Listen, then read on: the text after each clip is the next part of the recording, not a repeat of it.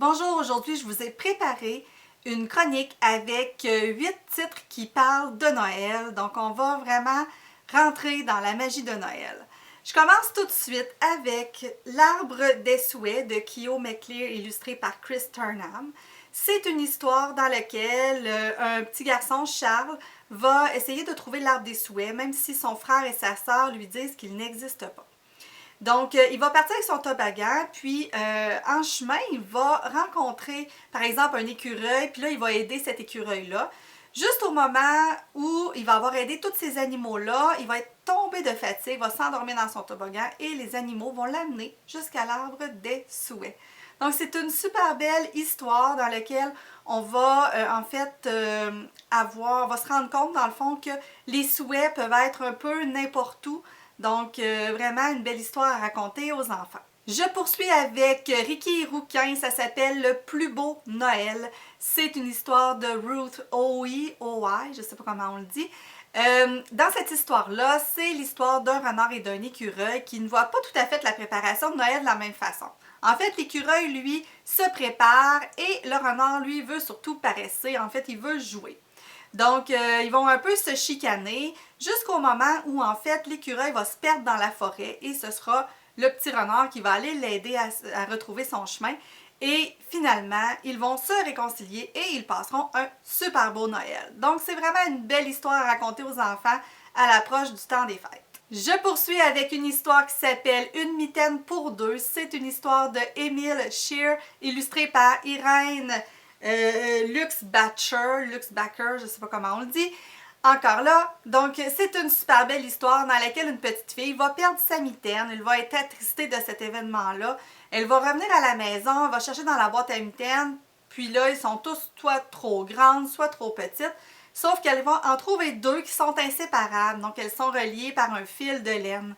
Et elle va retourner jouer dehors, elle va finalement retrouver sa mitaine, elle va réaliser que la mitaine a servi à un oiseau à construire son nid. Donc, elle va découvrir que le partage, c'est bien, c'est là qu'elle va retrouver aussi son sourire. Donc, c'est une super belle histoire aussi à lire le soir aux enfants.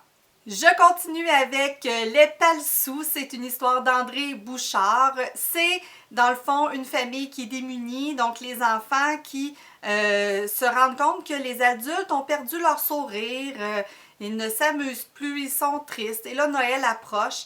Et quand le papa de la famille va revenir à la maison avec une marmite, ils vont décider d'inventer des plats. Donc, ils vont comme imaginer un plat succulent qui va sortir de la marmite. Et là, les habitants du village vont embarquer dans ça et ils vont réussir à remettre un sourire dans le visage des habitants du village.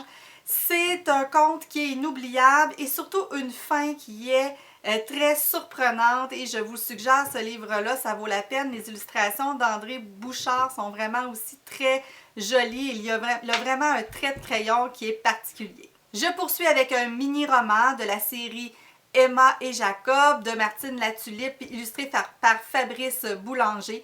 Le titre s'appelle Noël dans la jungle. En fait, le grand-papa d'Emma et Jacob va leur raconter une histoire d'antan. Donc, il va leur raconter que lorsqu'il était jeune, il fêtait Noël dans la jungle. Puis là, il va tout inventer son histoire. Puis là, les enfants vont dire, ben voyons, ça se peut pas. Puis là, finalement, il va raconter la vraie histoire.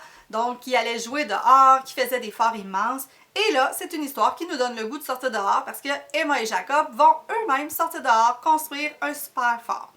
Donc, une belle histoire dans le fond qui donne le goût aux enfants d'aller jouer dehors. Je vous présente maintenant Mamie et le premier Noël de Fernande D. Lamy. C'est une histoire dans laquelle un petit garçon va retrouver une crèche que son arrière-grand-mère lui a donnée. Et il va se souvenir d'une histoire, donc de la dernière histoire même qu'elle lui a racontée avant de mourir, qui était l'histoire d'un oiseau et d'un bébé nommé Jésus. Donc, c'est un peu l'histoire de la crèche et tout. Donc, c'est vraiment un conte de Noël réinventé. C'est vraiment une belle histoire qui est touchante, qui va venir chercher nos sentiments parce qu'on touche un petit peu à la mort de l'arrière-grand-mère. Mais c'est vraiment une histoire tout en douceur là, pour les enfants de 6 ans et plus.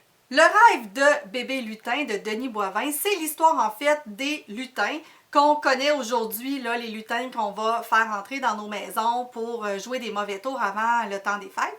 Donc, en fait, c'est l'histoire du grand-papa Régis qui va préparer les pièges pour réussir à attraper un lutin. Et c'est aussi l'histoire de Régis qui va raconter une histoire des lutins, donc l'histoire de bébé lutin à ses petits-enfants. Donc l'histoire de bébé lutin, en fait, c'est un petit bébé qui a 94 ans et qu'il ne sait pas encore marcher, mais il voudrait bien conduire l'attelage du Père Noël la nuit de la distribution des cadeaux. Donc, comment fera-t-il ça? Il va vouloir donc apprendre comment faire pour placer l'attelage autour des reines, etc. Donc, il va partir à la recherche de toutes les informations auprès des autres lutins du village. Donc, une belle petite histoire remplie d'imagination qui va vous faire penser aux lutins là, qui sont si populaires dans nos maisons. Je termine avec une enquête de Gaston Dupont. Ça s'appelle « Une étrange affaire de sapin rôti ». C'est une histoire vraiment rocambolesque. C'est un roman policier, en fait. Il va se passer plein de choses. Théo, un matin, va se retrouver avec des œufs qui ont été lancés sur sa maison. Il va avoir un être mystérieux qui s'appelle Vilain Lutin qui va venir lui porter une lettre pour son père. Il va y avoir aussi le sapin qui va prendre en feu dans sa maison. En fait, on n'en finit pas d'avoir des rebondissements dans ce livre-là. C'est un page-turner pour pré-ado. Donc, c'est vraiment un super bon livre que je vous conseille. Ça se passe dans le temps de Noël, naturellement, le 23 et 24 décembre. Et c'est vraiment une très bonne histoire à suggérer aux enfants de cet âge-là là, pour se mettre dans l'ambiance du temps des fêtes. Ça complète nos suggestions de lecture pour se mettre dans l'ambiance pour le temps des fêtes. Donc, on se retrouve très prochainement pour une autre capsule de pause lecture.